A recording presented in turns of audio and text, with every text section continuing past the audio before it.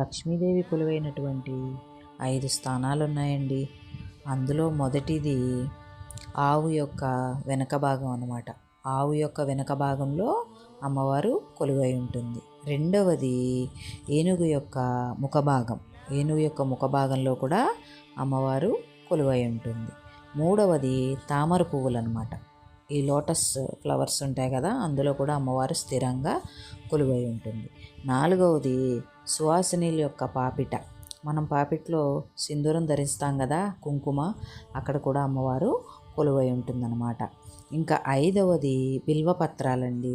బిల్వపత్రాలు ఉంటాయి కదా, అవి అమ్మవారికి ఎంతో ప్రీతికరమైనవి అనమాట. అందుకే మనం అష్టోత్తరం చదివేటప్పుడు కూడా వస్తుంది చూడండి, బిల్వ నిలయాయే నమః అని. అలా ఆ బిల్వపత్రాల్లో కూడా అమ్మవారు కొలువై ఉంటుందన్నమాట.